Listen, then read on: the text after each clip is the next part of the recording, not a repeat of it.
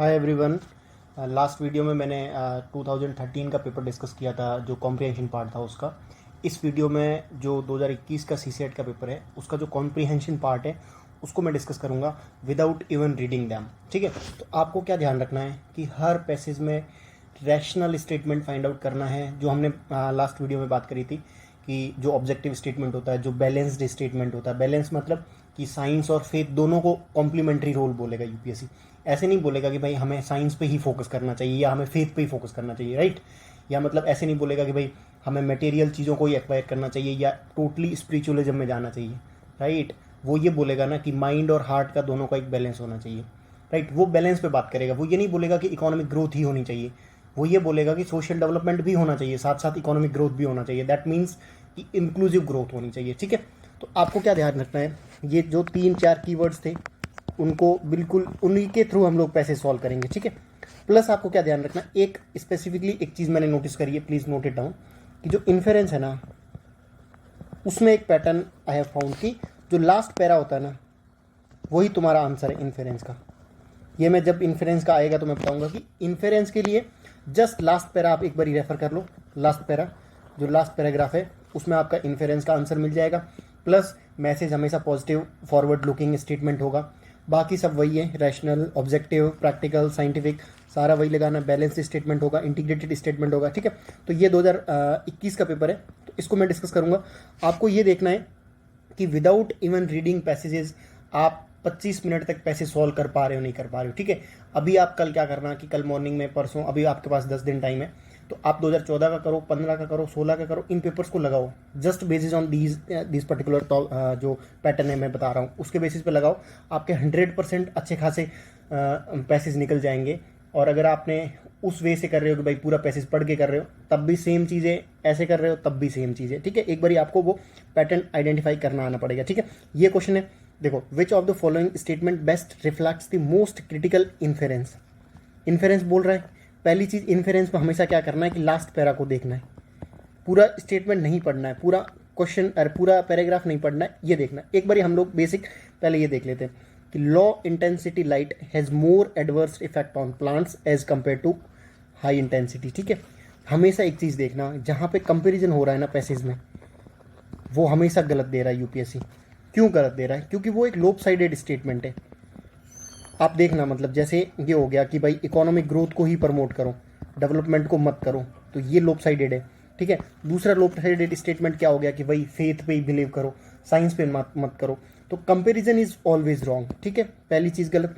Light pollution can have permanent adverse impact on the ecosystem. हो सकता है कि लाइट पोल्यूशन की वजह से कुछ फ्लोरा एंड फोना के कुछ इम्पैक्ट हो सकता है। आप एक बार डाउट में रखो इसको। ठीक है, क्वेश्चन बोल रहा है इन्फेरेंस अबाउट थर्ड में, white light is better for flowering of the plants as compare to the light of other colours. ठीक है, ये मैं जनरली देखना, मतलब कि जहाँ पे कंपैरिजन है, वाइट लाइट हो, डार्क लाइट हो या डार्क कुछ भी हो, ऐसा यूपीएससी हमेशा गलत देती है। ठीक है, और ये एक बैलेंस्ड इंटीग्रेटेड स्टेटमेंट नहीं है। इन्फेरेंस कुछ और होगा, आपको समझ आ जाएगा।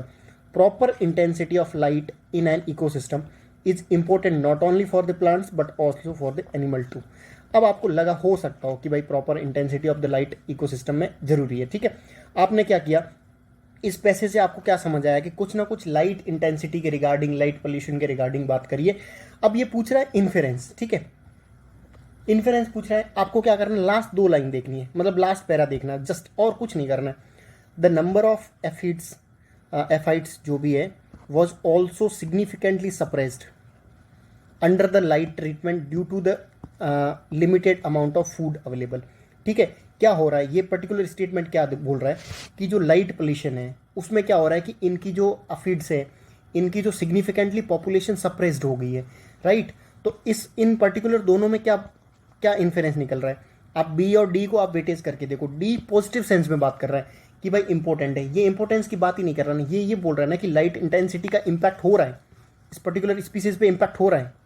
Getting that, significantly suppressed under the light treatment, right. That means कि जो लाइट का पोल्यूशन है वो परमानेंट इंपैक्ट कर सकता है इकोसिस्टम पे, एडवर्स इंपैक्ट। यही तो इन्फेरेंस है। गेटिंग दैट, ये तीनों स्टेटमेंट अगर आप समझोगे, ये इन्फेरेंस नहीं है, ये एक तरीके से डेस्क्रिप्टिव स्टेटमेंट है कि इकोसिस्टम में जरूरी है। और हमेशा एक चीज़ देखना, UPSC descriptive factual statement passage में कभी सही नहीं देगा, ठीक है।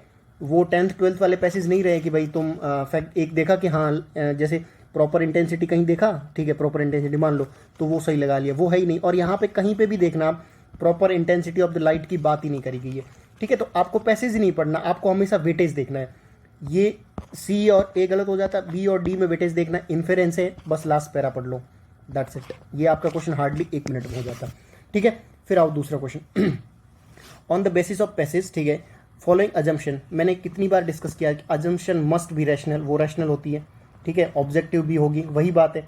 अब आप इसमें निकालो sustainable production of Indian serial food grains is impossible without the diversity of pollinating animals, ठीक है। पहला गलत हो गया, इम्पॉसिबल चीज़ नहीं होगी, ये अपना एक्सट्रीम है, एक्सट्रीम नहीं होगा, ठीक है। एक्सट्रीम ऐसे होता है ना कि बिल्कुल इरेशनल, इलॉजिकल, एक्सट्रीम वन, वो हमेशा गलत होंगे। पहला गलत हो गया, पहला गलत करते ही आप सीधा ऑप्शन में आ जाओ, पहले ये गलत हो गया, ये गलत हो गया, दैट मीन्स 3 और 4 तो ऑटोमेटिकली सही हो गया। आपको 3 4 देखना ही नहीं है, जस्ट एक बार देख लो। Pollinators become scarce in cultivated area devoid of natural vegetation. मतलब क्या बोल रहा है कि जो बीज की पॉपुलेशन, मान लो पॉलिनेटर मतलब एक बी हो गया, तो उसकी जो पॉपुलेशन है वो स्केर्स होगी अगर नेचुरल वेजिटेशन नहीं हुई तो। जनरली तुमने पाया है ये चीज़ राइट है, मतलब ये रैशनल चीज़ है जो हम लोग जीएस में भी पढ़ते हैं, सही है। 4 देख लो, diversity in insect induces diversity of plants, same चीज़ है। अब इकोसिस्टम में जितनी डाइवर्सिटी होगी उतना ही इकोसिस्टम हेल्दी होगा ना, मतलब 3 4 में कोई इशू नहीं है और 3 4 ऑटोमेटिकली सही हो रहा है, गेटिंग दैट। अब यहाँ पे क्या देखना आपको कि 3 4 is a rational and objective statement जो हम लोग जनरल स्टडीज में जनरली पढ़ते हैं, ठीक है। तो ये दोनों सही हो गए। अब आपको देखना है, टैली करना है आपको जस्ट 2 को एक बार देखो। Monoculture of horticulture crops hampers the survival of insects, ठीक है। अगर आपको ये पर्टिकुलर नहीं पता हो कि भाई जो मोनोकल्चर ऑफ हॉर्टिकल्चर क्रॉप्स है वो हैम्पर करता है नहीं करता, आप एक बारी इतना पैसेज है ना, इस पूरे पैसेज में इन्होंने कहीं पे भी बात नहीं करी गई है कि मोनोकल्चर से क्या होगा, ठीक है। दूसरी बात जेनरिक स्टेटमेंट है कि मोनोकल्चर से जो सर्वाइवल ऑफ इंसेक्ट्स है वो हैम्पर होगा, दैट डज नॉट मीन, मतलब वो श्योरिटी के साथ नहीं होगा कि मोनोकल्चर से हैम्पर ही हो जाएगा, ठीक है। ये एक श्योरिटी बोल रहा है, अजम्पशन हमेशा रिलेटिव होता है, उसमें श्योरिटी नहीं होगी कि देखो मोनोकल्चर ऑफ द हॉर्टिकल्चर, जो हॉर्टिकल्चरल क्रॉप्स है हैम्पर्स द सर्वाइवल, जरूरी नहीं है कि हैम्पर होगा, क्या पता कुछ उसी टाइप्स के इंसेक्ट्स हो वो डेवलप हो रहे हैं वहाँ पे, हो सकता है। मोनोकल्चर में आप जनरली देखना, मतलब जो मोनोकल्चर जहाँ पे भी प्रैक्टिस हो रही है वहाँ पे पेस्ट और वीड्स के अटैक होने की प्रोबेबिलिटी ज़्यादा होती है, और इवन गेटिंग दैट। तो आप 2 भी इरेशनल स्टेटमेंट है, मतलब श्योरिटी वाला स्टेटमेंट है, अजम्पशन में जनरली श्योरिटी नहीं होगी, ठीक है। यहाँ पे ये हो सकता है कि मोनोकल्चर ऑफ हॉर्टिकल्चर जो क्रॉप्स है can hamper the survival of the insects, तो हो सकता है, लेकिन इन्होंने श्योरिटी के साथ बोला है, दैट मीन्स आपका 2 भी हट जाएगा, 1 भी हट गया, 3 और 4 तो ऑटोमेटिकली सही हो रहा है पैसेज के थ्रू, ठीक है। तो ये क्वेश्चन हो गया। देन आप आ गया हो ये क्वेश्चन, ये बोल रहा है कि which of the following best reflect the crux. Crux हमेशा ब्रॉड होगा, ये ध्यान रखना, वो नैरो नहीं होगा, ब्रॉड होगा, इंटीग्रेटेड होगा, ठीक है, वही कॉम्प्रिहेंसिव होगा। ये सारा आपको समझ आ जाएगा कैसे होगा। अब आप देखो, development of regional climate models helps in choosing climate smart agriculture practices. हो सकता हो कि भाई क्लाइमेट मॉडल तुम भी जो भी डेवलप कर रहे हो वो अपने को क्लाइमेट स्मार्ट एग्रीकल्चर चूज करने में हेल्प करे, ठीक है। Heavy dependence on ground water resources can be reduced by adopting dry land cropping system. हो सकता हो, देखो क्रक्स हमेशा ब्रॉड होगा, और अगर तुम थोड़ी डेप्थ में जाओगे ना, ये स्टेटमेंट नैरो स्टेटमेंट है। नैरो मतलब एक सिंगल चीज़ की बात कर रहा है, पर्टिकुलर चीज़ की बात कर रहा है कि ये अडॉप्ट कर लो या ये अडॉप्ट कर लो।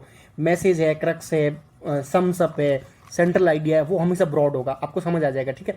पहला और दूसरा नैरो है, आपको समझ आएगा आगे।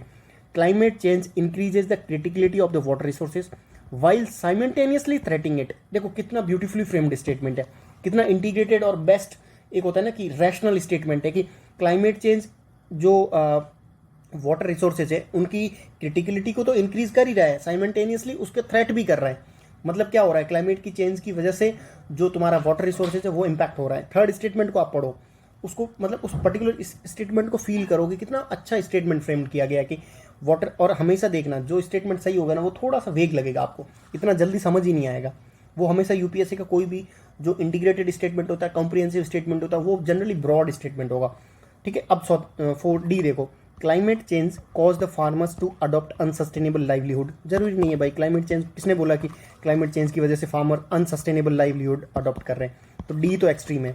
अब 1 एंड 2 में देखो, ये एक स्पेसिफिक चीज़ बात कर रहे हैं, ठीक है, कि ये कम करने से ये हो जाएगा। क्रक्स हमेशा ब्रॉड होगा, क्रक्स कभी स्पेसिफिक नहीं होगा, ठीक है। ये पूरा वाटर रिसोर्सेज की बात कर रहा है, क्रक्स हमेशा क्या बोलेगा, एक ब्रॉड चीज़ बात करेगा। सीधा आप सी पे आ सकते हो कि बी एंड ए तो बहुत नैरो चीज़ बात कर रहा है, बट फिर भी आई वुड सजेस्ट कि आपने इतना तो कर लिया, एक बार आप थोड़ा सा पैसेज देख लो कि क्या हो सकता है। आप पहली लाइन में देखो, study conduct on the impacts of the climate change over Kaveri basin. Kaveri basin क्या है, वाटर रिसोर्सेज तो है, ठीक है, of Tamil Nadu using regional climate model showed an increasing trend of maximum and minimum temperature, ठीक है, and A decrease in the number of rainy days. मतलब क्या हो रहा है, जो तुम्हारा वाटर रिसोर्सेज है उसको थ्रेट ही तो कर रहा है, डिक्रीज हो रहा है ना उसमें, गेटिंग दैट।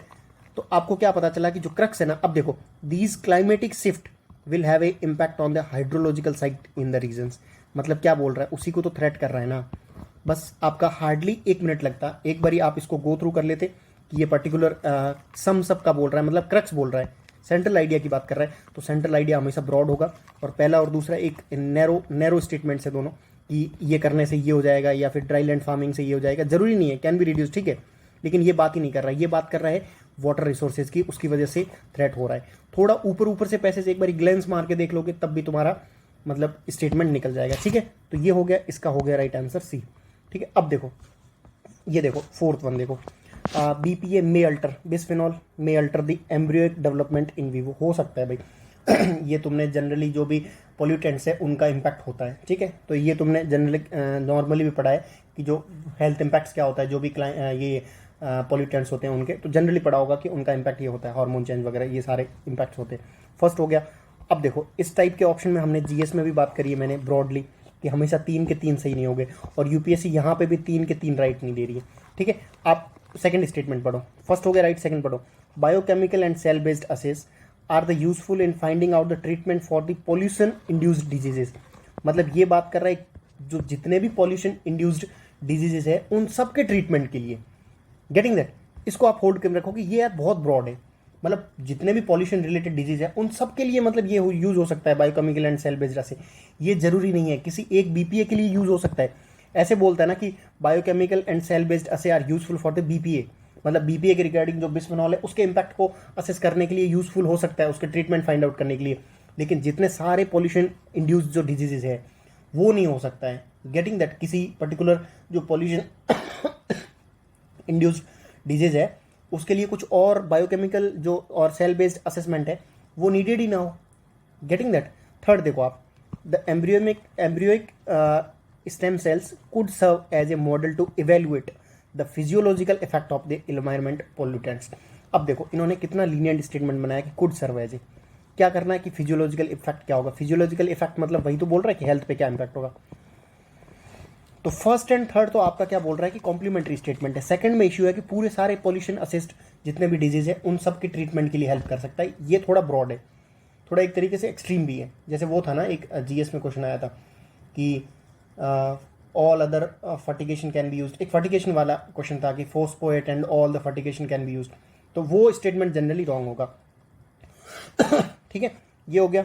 उसके बाद आप फोर्थ हो गया, फोर्थ में आपका हो जाता 1 एंड ये 3 एंड 2 आ गया, ठीक है आंसर। इसमें पढ़ोगे आप, स्टेटमेंट पढ़ के देख लो, ठीक है, तब भी आपको बहुत ज़्यादा मतलब वो कन्फ्यूजिंग क्रिएट होगा। तो स्टेटमेंट वो पैराग्राफ विदाउट पढ़े भी आप ट्राई करो कि सॉल्व करो। इसमें देखो इन्होंने क्या दिया कि fig trees can often play key stone risk, हो सकता है लेकिन आप एक्सट्रीम हटाओ। Fig trees can grow where other large woody species can not grow. इसकी ये स्टेटमेंट, पर्टिकुलर स्टेटमेंट एक्सट्रीम हो सकता है, पॉसिबिलिटी है कि एक्सट्रीम होने की, ठीक है। अब आप देखो दूसरा हट गया, sacred trees can have a role in biodiversity conservation. यार सेक्रेड ट्रीज है, कोई भी सारा इतना सारा सेक्रेड ट्रीज का क्या रोल होता है, क्यों किसी पर्टिकुलर जैसे विश्नोई कम्युनिटी है वो सेक्रेड ट्रीज क्यों डिक्लेयर करती है, उनका किसी में तो रोल होगा तभी तो। Fig trees have a role in the seed dispersion, ठीक है। थर्ड फोर्थ तो पक्का डेफिनेटली सही है। अब थर्ड फोर्थ सही देखो, एक ही स्टेटमेंट है जिसमें थर्ड फोर्थ सही है, मतलब थर्ड फोर्थ तो बहुत लीनियंट है दोनों कि सेक्रेड ट्रीज और फिग ट्रीज ये तो डेफिनेटली होंगे, लेकिन 2 होगा नहीं होगा आपको अभी डाउट है। लेकिन ऑप्शन के हिसाब से 3 एंड 4 किसी में है ही नहीं, मतलब 3 और 4 के साथ 1 आएगा डेफिनेटली। ऑप्शन को भी एक्सप्लोर करो। एंड 2 क्या बोल रहा है कि fig trees can grow where other large woody species can not grow, ठीक है। ये जरूरी नहीं है कि वो वहां पे भी ग्रो हो सकते हैं जहां पे वो ग्रो हो रहे हैं। Getting that? तो ये एक तरीके से एक्सट्रीम स्टेटमेंट भी है। प्लस आप 3/4 को लेके, ये दोनों तो बहुत लीनियंट स्टेटमेंट है और जनरली तुमने देखा होगा कि ये होती है चीज़ें। तो 3rd 4th को देखो एक में ही है, ठीक है। तो ये क्वेश्चन ऐसे हो जाता।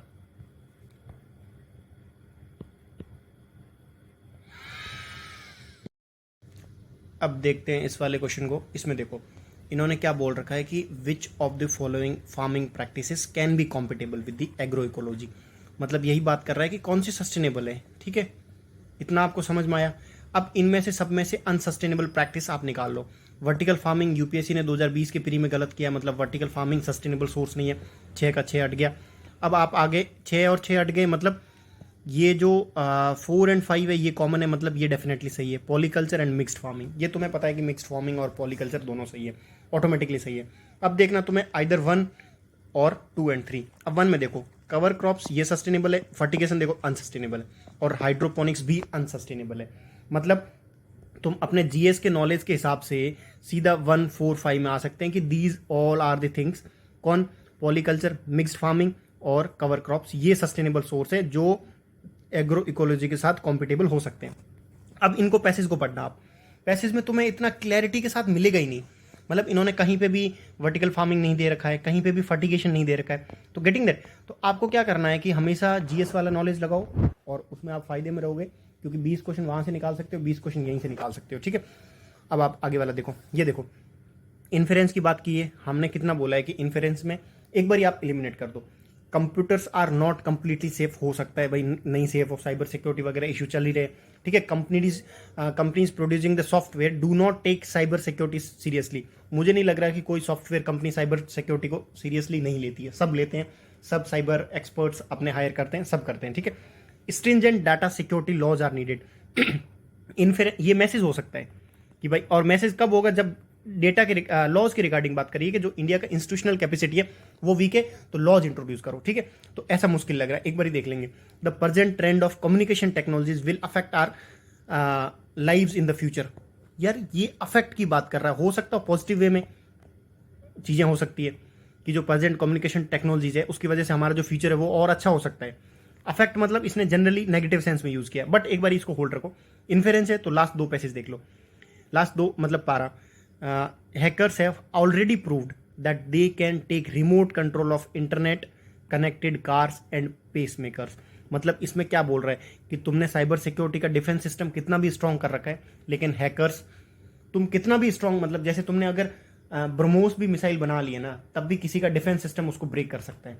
Getting that? मतलब कंप्यूटर्स पूरे तरीके से सेफ नहीं है, यही तो इन्फेरेंस कर रहा है।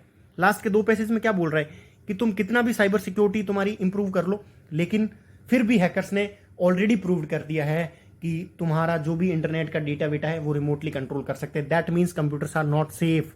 ये पॉजिटिव चीज की बात कर रहा है, ये मतलब एक डिस्क्रिप्शन दे रहा है कि present trend of technologies will affect their future in the future, lives in the future. Descriptive statement कभी सही नहीं होगा, ठीक है। एक मैसेज, एक इन्फेरेंस हमेशा ब्रॉड होगी। Computers are not completely safe, इस पर्टिकुलर स्टेटमेंट को अपने उसमें नोट डाउन में कर लो, नोट लिख लो कहीं कहीं कि ये बहुत अच्छा ब्यूटीफुली फ्रेम्ड स्टेटमेंट है कि यार सेफ नहीं है कंप्यूटर। और तुमने अभी भी देखो साइबर सिक्योरिटी में computer are not generally safe, ठीक है। अभी के मतलब अगर तुम जीएस वाला नॉलेज यूज करो तभी भी, ठीक है। अब आओ अजम्पशन। अजम्पशन में देखो people who are obsessed with the personal hygiene tend to ignore the community hygiene. ऐसा तो नहीं होता। जो बंदा ऑब्सेस्ड होगा ना पर्सनल हाइजीन को लेके, मान लो तुम पर्सनल हाइजीन को लेके ज्यादा कॉन्शियस हो, तो तुम ज्यादा चांस है कि तुम जो भी बिस्किट का रेपर है वो डस्टबिन में डालोगे बाहर, अगर पब्लिक में कहीं होगे तो, ठीक है। तो ये कॉन्ट्राडिक्टरी स्टेटमेंट है। फर्स्ट देखा, फर्स्ट हटा दो। दैट मीन्स 4 100% करेक्ट है, ठीक है। 4 को आप करेक्ट कर लो। ये सारा जो GS1 में हमने टेक्निक्स जो मैंने बताई थी उसी के बेसिस पे यहीं पे सॉल्व करना है, ठीक है। आइदर 3 होगा, आइदर 5 होगा। 3 देखो, entry of the market in the domain of hygiene increases the risk of infectious disease. कैसे करेगा भाई? मार्केट की जो मतलब मार्केट की एंट्री होने से इन्फेक्शियस डिजीज कैसे इंप्रूव होंगे, मतलब बढ़ेंगे? आप बताओ। मार्केट की वजह से क्या पता, मतलब कुछ और अच्छी चीजें आ जाए, हाइजीन इंप्रूवमेंट हो जाए, कुछ और वो टेक्नोलॉजी लेके आए जिसकी वजह से हाइजीन इंप्रूवमेंट हो सकता हो।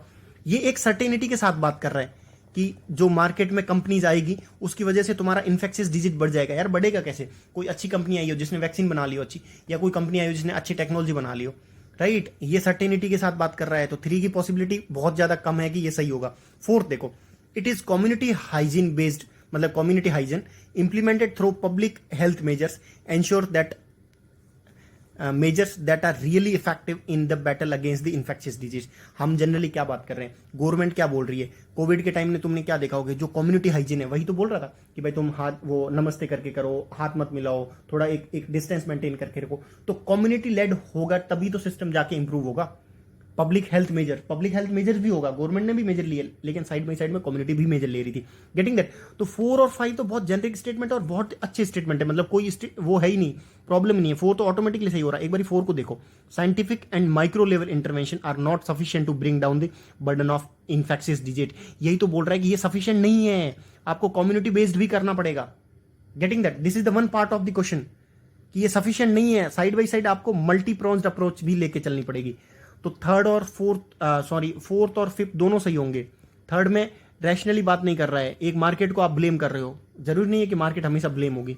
गेटिंग दैट, अजम्पशन हमेशा रैशनल होगा। ये थर्ड बात इरेशनल बात कर रहा है, इलॉजिकल बात कर रहा है कि भाई रैशनल एंट्री, मार्केट की एंट्री होती ही तुम्हारा इन्फेक्शियस डिजीज की रिस्क बढ़ जाएगी, ऐसा नहीं है। ठीक है, ये हो गया, इजी क्वेश्चन था। फिर आते हैं, एक सेकेंड, ये क्वेश्चन देखो, यहां पे बोल रहा है क्रिटिकल मैसेज हमेशा फॉरवर्ड लुकिंग होगा, पॉजिटिव होगा और वो कुछ ना कुछ मैसेज देगा आपको। ठीक है, India's energy decision making process is ever more complex and interconnected. देखो कितना अच्छा फ्रेम्ड स्टेटमेंट है कि जो एनर्जी का डिसीजन है ना वो कॉम्प्लेक्स भी है, क्योंकि बहुत सारे उसमें मतलब सेक्टर्स इन्वॉल्व होंगे, पीपल भी इन्वॉल्व होंगे, मल्टीलेटरल पे तुम्हारे डायलॉग वगैरह वो हो रही है तो वो भी इन्वॉल्व है, वो भी एक प्रेशर है गवर्नमेंट पे। तो कॉम्प्लेक्स है, इंटरकनेक्टेड भी है, हो सकता है। एक बार इसको देखो, बाकी सारे स्टेटमेंट देखो। India's energy and climate policies heavily tune to sustainable, ये तो नहीं है सस्टेनेबल गोल भाई, अभी भी हम लोग फॉसिल फ्यूल्स पे ज्यादा फोकस दे रहे हैं, इंडिया डेवलपिंग कंट्री है। ठीक है, India's energy and climate actions are not compatible with its broader social economic and environmental goal, ये तो गलत है ना, कॉम्पिटेबल, ये तो एक्सट्रीम स्टेटमेंट है, मतलब नेगेटिव स्टेटमेंट है। नेगेटिव स्टेटमेंट गवर्नमेंट के अगेंस्ट स्टेटमेंट ये जनरली गलत होंगे। ठीक है, India's energy decision making process is straight forward, supply oriented. ये देखो, ये बैलेंस वाली बात नहीं कर रहा है, ये एक टिल्ट की बात कर रहा है, मतलब ये एक तरीके से फेथ की बात कर रहा है, साइंस की नहीं कर रहा है। यहां पे क्या बोल रहा है कि सप्लाई ओरिएंटेड, ये डिमांड ओरिएंटेड है ही नहीं, इग्नोर्स। ऐसा तो है नहीं कि इंडियन गवर्नमेंट मतलब इतना तो बेवकूफ नहीं है कि वो बिल्कुल सप्लाई ओरिएंटेड ही बात करेगी, स्ट्रेट फॉरवर्ड सप्लाई ओरिएंटेड है, लेकिन डिमांड साइड है ही नहीं यार, दोनों साइड होंगे, बैलेंस होगा। ऐसा हो सकता है कि 75-25 हो सकता, लेकिन ऐसा नहीं होगा 100-0। ठीक है, सप्लाई साइड होगी, तुम मतलब डिमांड कुछ जनरेट ही नहीं हो रहे। मान लो अगर रिन्यूएबल एनर्जी की डिमांड ही नहीं होती तो गवर्नमेंट अगर सप्लाई साइड करती तो उसका डिमांड अगर नहीं होगा तो क्यों करेगी भाई government supply side. Getting that. तो डी, सी और बी तीनों इरेशनल स्टेटमेंट है। ठीक है, जो प्रेजेंट टाइम में नहीं सही हो रहे हैं। लेकिन ये देखो, India energy decision making complex भी है क्योंकि बहुत सारे इश्यूज है, बहुत सारे सेक्टर्स है और इंटरकनेक्टेड भी है एक दूसरे से। Getting that. तो ये आपको समझ आना चाहिए कि this particular statement is the most rational and logical statement. यही तो मैसेज दे रहा है कि ये जो पर्टिकुलर एनर्जी डिसीजन मेकिंग है वो कॉम्प्लेक्स है और इंटरकनेक्टेड भी है। यही तो मैसेज दे रहा है वो पर्टिकुलर, उससे मैसेज हमेशा पॉजिटिव होगा, फॉरवर्ड लुकिंग होगा। ठीक है, पैसेज को आपको नहीं पढ़ना है, क्रिटिकल मैसेज, फिर से मैसेज और इन्फेरेंस का आपको अच्छे से देख के जाना है। ठीक है, people should avoid consuming the product of animal farming. Why people should avoid, ये कभी ऐसा मैसेज नहीं होगा। ये हो सकता है कि भाई कंज्यूमरिज्म को कम करो। ठीक है, foods of animal origin should be replaced with the foods of plant. Comparison जहां पे होगा वहां पे गलत होगा कि भाई कंपेरिजन ये हो सकता है कि भाई economic growth is best rather than the social development, तो ये कभी नहीं होगा। या फिर ये बोल सकता है कि science is great rather than faith, ये कभी नहीं होगा। कंपेरिजन दोनों में नहीं होगा। ठीक है, using antibiotics on animal should be band, देखो हमेशा रेगुलेटेड होगी, ये स्टेटमेंट लोप साइडेड स्टेटमेंट है। ठीक है, बैंड नहीं होगी। डी देखो, antibiotic should only be use to treat diseases. ये देखो कितना अच्छा इसने वो फ्रेम किया है कि जो एंटीबायोटिक्स है वो डिजीज को ट्रीट करने के लिए यूज होनी चाहिए रादर देन। अब आप इस अगर आपको ये डी स्टेटमेंट समझ नहीं आया ना तो आप देखो, आप पैसेज पढ़ोगे ना आपको समझ आ जाएगा कि ये पोल्ट्री और लाइव स्टॉक वाली बात कर रहा है। जनरली तुमने देखा होगा कि जो रेजिस्टेंस क्रिएट हो रहा है वो कहां पे हो रहा है, तुम्हें वो पूरा टॉपिक समझ आ रहा है ना कि कैसे मल्टी ड्रग रेजिस्टेंस क्रिएट हो रही है, कि जो एंटीबायोटिक्स है वो दबा के उधर यूज हो रही है, पोल्ट्री और मीट, इनमें सब में इनकी जो फार्मिंग है उधर। तो ये क्या बोल रहा है कि जो एंटीबायोटिक्स है वो डिजीज में यूज होनी चाहिए, नहीं तो क्या होगा उसका अगर ओवर यूज होगा उसी की वजह से तो मल्टी ड्रग रेजिस्टेंस हो रहा है क्रिएट। Getting that. तो ऊपर वाले इस पर्टिकुलर स्टेटमेंट को आप ऐसे भी हटा सकते हो कि ये तीनों इरेशनल स्टेटमेंट है। फोर्थ में देखो, आपको लग रहा है मान लो ओनली, देखो पर्टिकुलर ये चीज ध्यान रखना, पैसेज में कभी ऐसे एक्सट्रीम नहीं होगा, ओनली है तो हटा दो, ये कभी नहीं करना है। एक बार आपको पढ़ना है कि ये स्टेटमेंट सही तो बोल रहा है, कि antibiotic should only be use to treat diseases, क्यों? ताकि उसका ओवर यूज रोक सके, ठीक है, एंटीबायोटिक का राइट यूज हो सके, ठीक है। और थोड़ा बहुत अगर आप नॉर्मली इतना पढ़ लिया ना, एक बार पैसेज देख भी लोगे तब भी तुम्हें समझ आ जाएगा कि क्या सिनेरियो है, उसके बेसिस पे भी आप डी निकाल लोगे, ठीक है। तो ये क्वेश्चन ईजी है, ये मैसेज यही तो दे रहा है। मैसेज का मतलब क्या होता है? मैसेज यही तो दे रहा है कि आपको जो एंटीबायोटिक्स है वो ओनली डिजीजेज में यूज हो, उनके ट्रीटमेंट में यूज हो, ठीक है, रादर देन तुम उनको सब जगह यूज कर रहे हो। Getting that? ये हो गया इजी। उसके बाद आओ देखो फॉलोइंग अजम्पशन। अजम्पशन हमेशा रैशनल होगी, ठीक है। अब आओ पहले ऑप्शन में, all producing countries are one of the reasons for the food.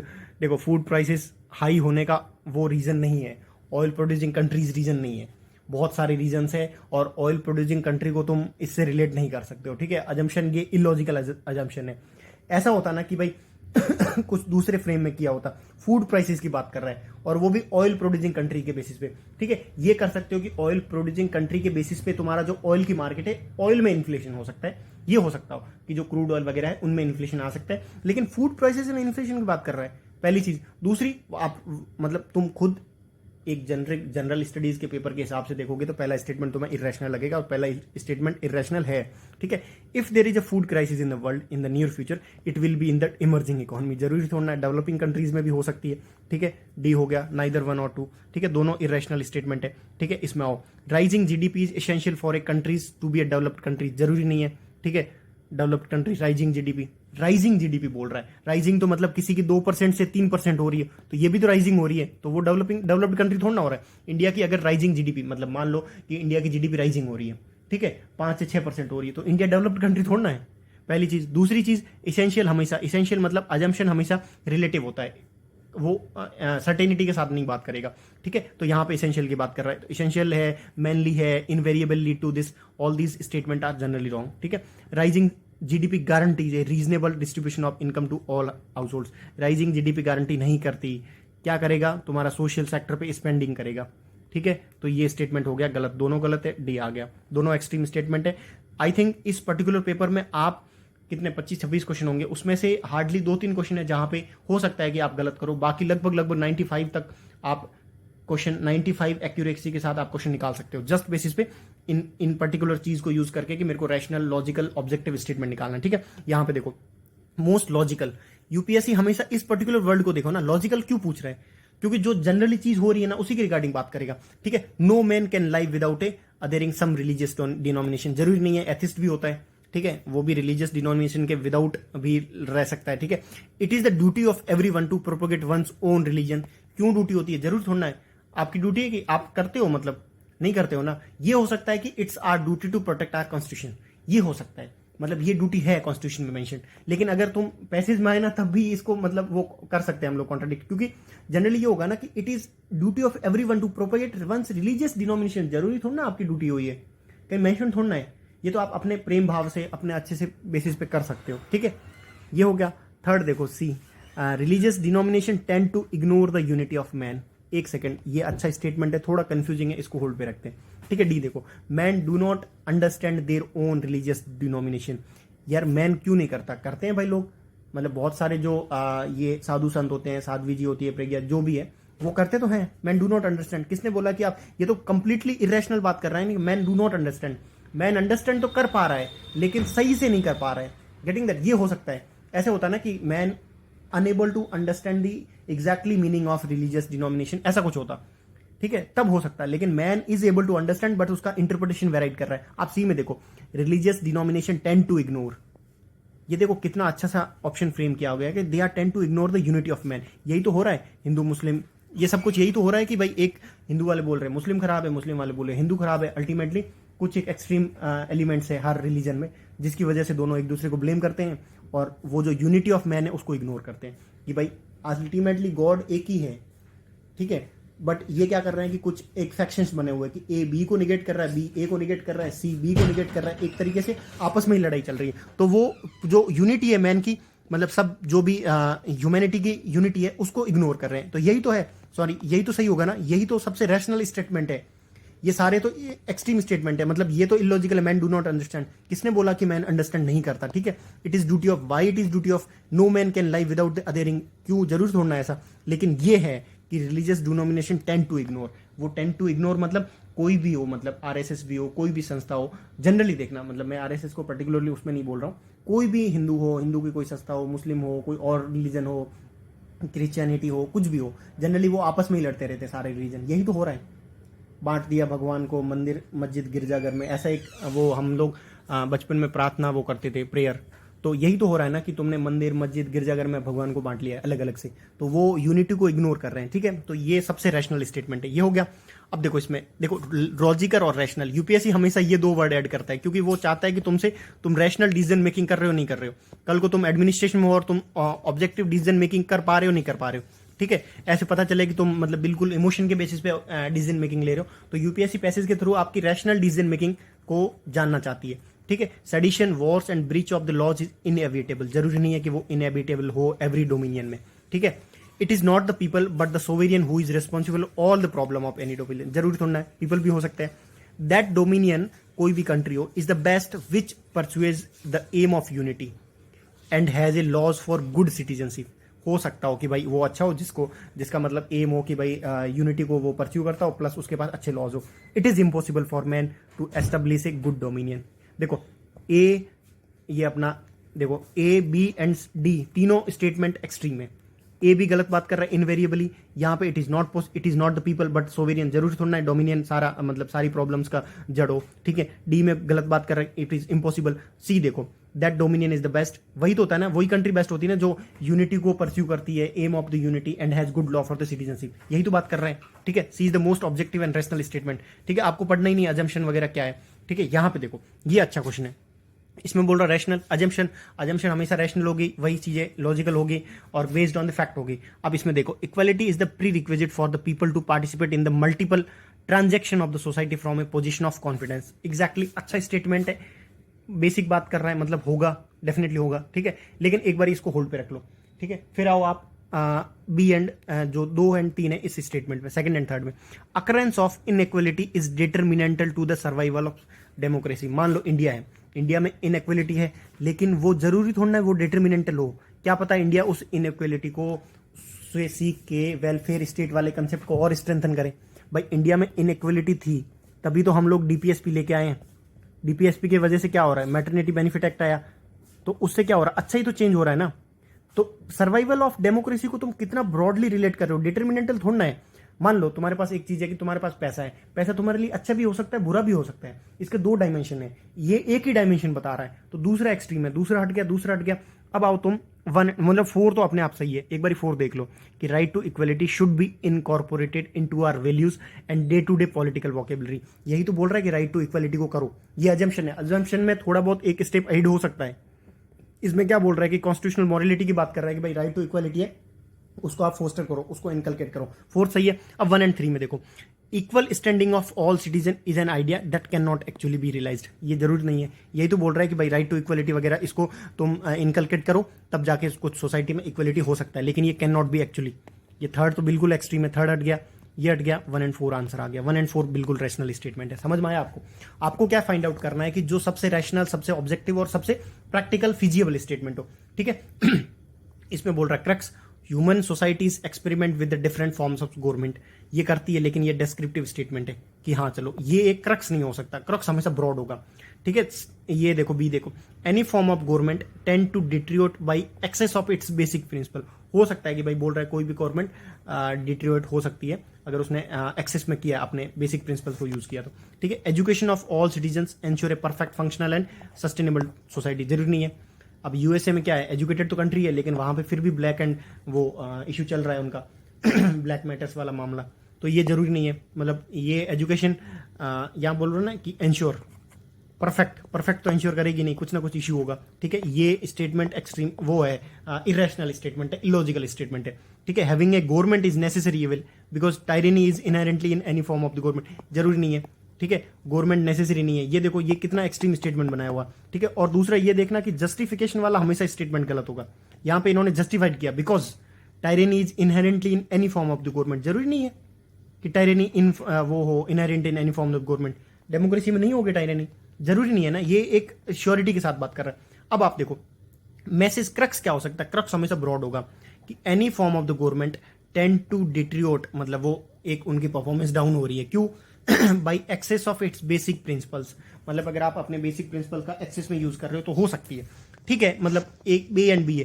अब आप थोड़ा सा एक काम करो, अगर आपको जैसे human societies experiment with the different forms of the government, ये भी एक डिस्क्रिप्शन है, लेकिन क्रक्स हमेशा ब्रॉड होगा, ये एक छोटी बात कर रहा है, ठीक है, different forms of the government, ये तो हो रहा है ना, ऐसा नहीं है, मतलब कोई चीज हो रही है ना वो जनरली नहीं होगी, मतलब ये जो चीज हो रही है ना कि भाई हाँ ये चीज सही है, ये एक डिस्क्रिप्शन है स्टेटमेंट का कि human societies experiment with the different forms of the government, ठीक है, करती है, मतलब कभी डेमोक्रेसी डेमोक्रेसी आती है, कभी डिक्टेटरशिप आती है, लेकिन ये क्रक्स नहीं है। क्रक्स क्या होगा, अब एक बार थोड़ा सा आप पैसेज को देख लेते, थोड़ा सा एरिस्टोक्रेटिक, हाँ, government runs itself by limiting to narrowly the circle within which power is confined, ठीक है, मतलब नैरोली पावर को कन्फाइंड किया जाता है। Oligarchy, government runs itself by incautious scramble for the immediate wealth, ठीक है, वो भी इमीडिएट वेल्थ के पीछे भागती है। But even democracy रून्स itself bye access of democracy, मतलब अपने जो बेसिक प्रिंसिपल है, हर गवर्नमेंट, एनी गवर्नमेंट, तीनों का बोल दिया ना, एरिस्टोक्रेटिक भी बोला है, ओलिगार्किक भी बोला है और डेमोक्रेसी का भी बोला है। क्या करती है, जो अब अपने जो भी बेसिक प्रिंसिपल है उसका एक्सेस में करोगे आप, कोई भी चीज़ एक्सेस में सही नहीं होती तो वो डिट्रोट होगी, तो B is the base crux है इसका, ठीक है। ए इसका डिस्क्रिप्शन है, आपको समझ आएगा, आप जब ज़्यादा यूज़ करोगे ना इसको तो आपको स्टेटमेंट देख के समझ आएगा कि ये डिस्क्रिप्टिव है, ये लीनियंट है, जेनरिक है, और ये अपना उसका वो है क्रक्स है। क्रक्स हमेशा ब्रॉड होगा कि अपना बेसिक प्रिंसिपल से अगर तुम ज़्यादा एक्सेस में यूज़ करोगे, कोई भी चीज़ हो, आप अगर फ़ोन का ज़्यादा एक्सेस यूज़ करोगे तो आपकी जो परफॉर्मेंस है वो डिट्रोट होगी, एनी फॉर्म में कभी भी यूज़ करोगे तो ये जनरली होगा। एक्सेस में कोई चीज़ यूज़ नहीं करनी चाहिए, पैसेज का बेसिकली मीनिंग यही है, ठीक है। तो ये देखो ये कितना इजी हो सकता है, बट फिर भी आई वुड एडवाइज कि अगर 1 और 2 में आप स्टक हो, एक बार पैसेज को ब्रॉडली देखते ना, तुम्हारा लगभग 1 मिनट में पैसेज निकल जाता है, ठीक है, ये हो गया। उसके बाद try to find out the rational and the objective statement, यहाँ पे बोला सेंट्रल आइडिया, मतलब ब्रॉड होगा। The conception of what is right और what is wrong exist due to the formation of state, उसके पहले भी होता है, ऐसा जरूरी नहीं है कि फॉर्मेशन स्टेट के फॉर्मेशन के बाद ही हुआ ठीक है। Unless an ruling authority decide as to what is right and what is wrong, no man would be morally right. Ruling authority क्यों डिसाइड करेगी, कोई ऐसा रैशनल स्टेटमेंट नहीं है इसमें। Man is inherently immoral and selfish in nature, ये भी नहीं है, ठीक है।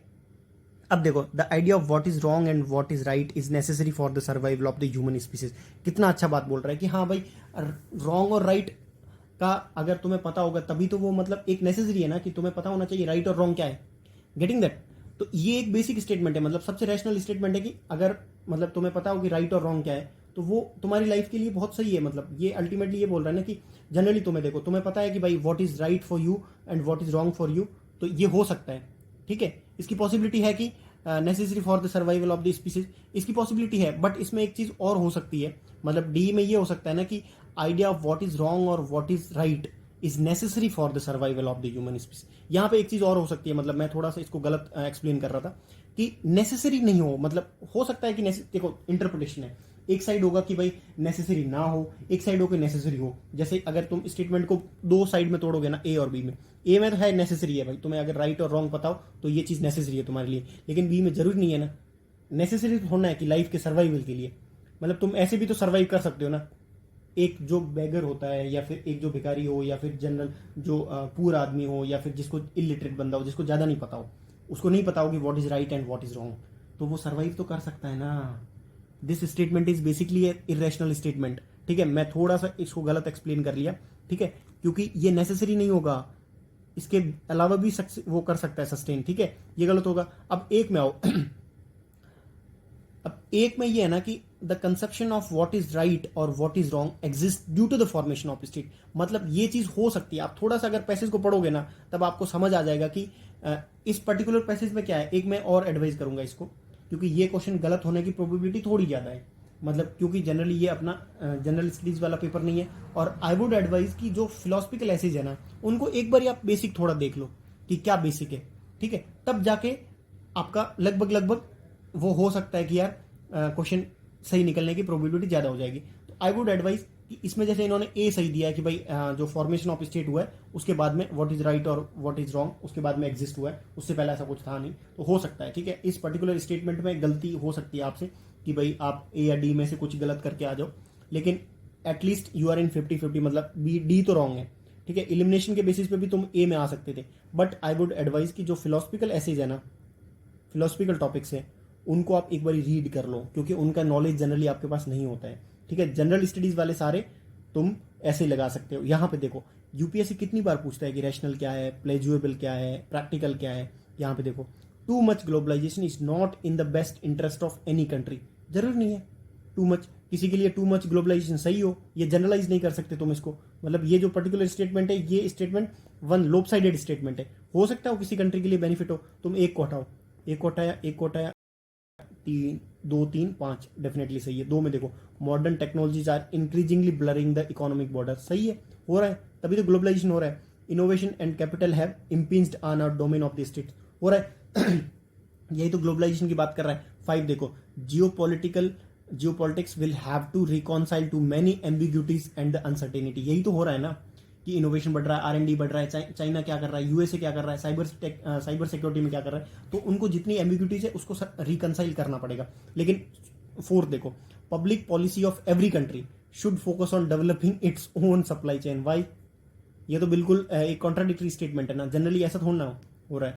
जो भी उनकी पब्लिक पॉलिसी है वो जरूरी नहीं है कि वो सप्लाई चेन पे, ऑन सप्लाई चेन पे डिपेंड करे, किसी का अपना एवरी कंट्री बोल रहा है। तो ये एक्सट्रीम है, 4th एक्सट्रीम है, 4th हटाते तब भी तुम्हारा इसमें आ जाते ए एंड सी में, और ए एक्सट्रीम में, तो ये तो इलिमिनेशन से ही क्वेश्चन निकल जाता।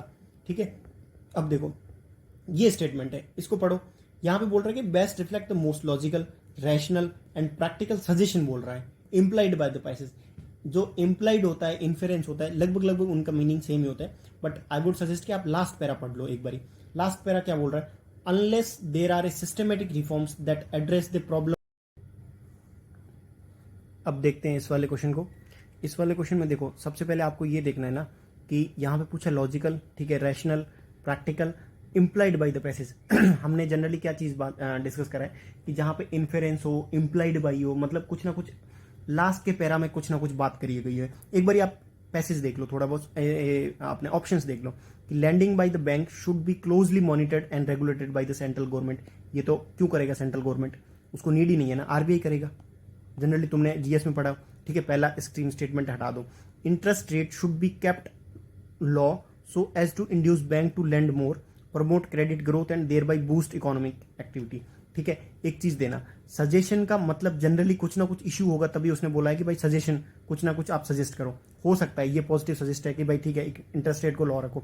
3rd में देखो merger of many banks into a few large banks is alone solution. 3rd तो गलत हो गया, मतलब क्या हुआ, हमने एक और जो ए है ऑन सी को गलत कर दिया। अब देखो Indian banking system requires structural reforms as a long term solution for the bad loans problem. अब आप एक चीज देखो, आपको सेकंड स्टेटमेंट और बी एंड डी में सबसे इंटीग्रेटेड, सबसे फ्यूचरिस्टिक और सबसे लॉजिकल, रैशनल, प्रैक्टिकल सजेशन क्या लग रहा है? ये सजेशन लगेगा कि भाई इकोनॉमी तुम्हारा क्रेडिट ग्रोथ करो, या फिर पैसेज में हमेशा देखना कुछ ना कुछ इश्यू होगा तभी तो उसने बात करी। और इश्यू अभी इंडियन बैंक में क्या इश्यू चल रहा है, एनपीए का ही तो इश्यू चल रहा है, और उसके लिए we need a structural reforms. Getting that? अगर आपको फिर भी कंफ्यूजन है तो एक बार आप थोड़ा पैसेज देख लोगे ना, तब आपको समझ आ जाएगा कि पूरा जो पैसेज बात कर रहा है ना वो यही बात कर रहा है कि भाई सिस्टमिक रिफॉर्म। देखो अनलेस देर आर सिस्टमिक मतलब totally holistic reforms that are address the problem of unsustainable lending, future credit cycle will continue to stress the banking system. मतलब वही एनपीए, और ये क्या बात कर रहा है, complete structural solution. Implied influence, इनमें सब में आप क्या करो कि लास्ट जो अपना लास्ट पैरा है उसमें चले जाओ। मैंने क्या बोला, जहां पे भी इन्फेरेंस हो लास्ट पैरा देख लो। लास्ट पैरा में यही बोल रहा है कि सिस्टमिक एक ब्रॉड स्टेटमेंट यूज करो। ठीक है, ब्रॉड और जो फ्यूचर स्टेटमेंट है उसको यूज करो, ये हो गया। देन फिर आप आओ इसमें कोरोलरी बोल रहे हैं, यहाँ पे बोल रहे हैं कि central bank can not work independently of the government. हो सकता है कि वो इंडिपेंडेंटली ना वर्क करे। ठीक है, government should regulate financial market and institutional closely. Government already कर रही है तो इसका कोई वो नहीं है, मतलब डिस्क्रिप्टिव स्टेटमेंट है जो अभी भी हो रहा है। ठीक है, market economy is not compatible with the socialistic pattern, ये तो गलत है, कॉम्पिटेबल है, ऐसा नहीं है कि market economy is not compatible with. ठीक है, financial sector reforms are required for enhancing the economic welfare of the people. हो सकता है। ठीक है, डी और ए में पॉसिबिलिटी है। यहां पे बोल रहा है कि डायरेक्ट कॉरोलरी कौन सा है। आप एक बारी 3 लाइन 4 लाइन का पैसेज है, एक बारी थोड़ा सा देखोगे ना, यहां पे बोल रखा है कि the objective of macro economic policy is to enhance the economic welfare of the people and any one wing of such macro policy monetary or fiscal cannot independently work without active support of other. That means कि the central government, central bank है, can not work independently of the government. यही तो बात बोल रहे हैं. Corollary मतलब उसका डायरेक्ट रिजल्ट क्या बोल रहे हैं. ये तो बात ही नहीं करी ना कि फाइनेंशियल ये जो सेक्टर रिफॉर्म्स है वो चाहिए वेलफेयर के लिए. यही तो बात कर रहा है कि एक पिलर दूसरे पिलर के इंडिपेंडेंटली काम नहीं कर सकता. दैट मीन्स जो तुम कैन नॉट वाले को डायरेक्टली नहीं हटाना है. यही तो बात बोल रहा है. इसके लिए आई वुड सजेस्ट कि आप एक बार पैसेज पढ़ लो. आपका आंसर लगभग प्रोबेबिलिटी है कि बहुत सही और इजीली आ जाएगा. ठीक है. यहाँ पे बोल रहा है सेंट्रल आइडिया. तो सेंट्रल आइडिया देखो, efficacy of universities would be better in online mode of conducting classroom as compare to the conventional. जरूरी नहीं है. ठीक है. Availability of the higher education can be made easier, हो सकता हो, and cheaper without diluting the content. ठीक है, सही बात कर रहा है. एक बार इसको होल्ड पे रखते हैं. ठीक है. We need not invest much in the infrastructure related to. क्यों नहीं करना भाई? इंफ्रास्ट्रक्चर रिलेटेड टू जो हायर एजुकेशन है वो तो करना पड़ेगा. ऐसे कैसे डेवलप कर लोगे तुम? ठीक है. प्राइवेट सेक्टर, जो प्राइवेट सेक्टर इंस्टीट्यूशन है in higher education as well as coaching institute can take advantage of this opportunity and thrive well. ये तो तुम्हें नहीं लग रहा कि ये फ्रेम्ड स्टेटमेंट है? ठीक है. सेंट्रल आइडिया क्या होगा? सेंट्रल आइडिया यही तो होगा कि हम लोग जो हायर एजुकेशन है उसकी अवेलेबिलिटी को ईजियर कर सकते हैं और चीपर बना सकते हैं. ठीक है.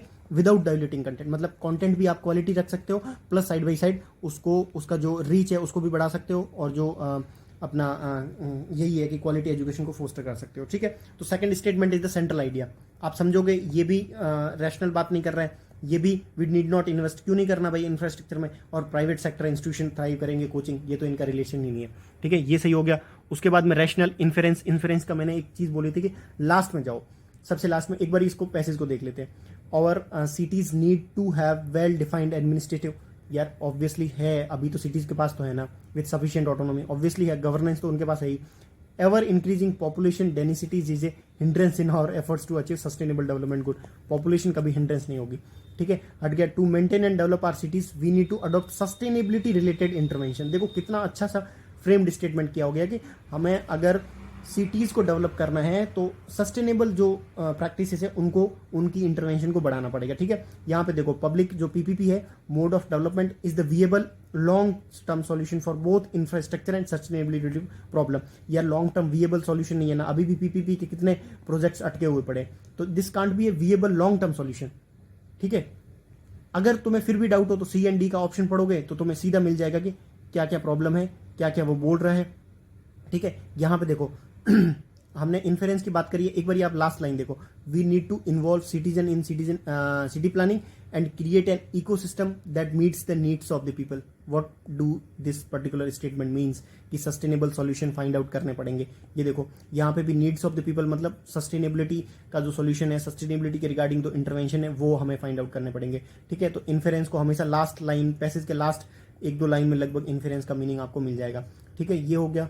उसके बाद आप आओ इस पर्टिकुलर पैसेज में. हाँ, ये बोल रहा है अजम्पशन.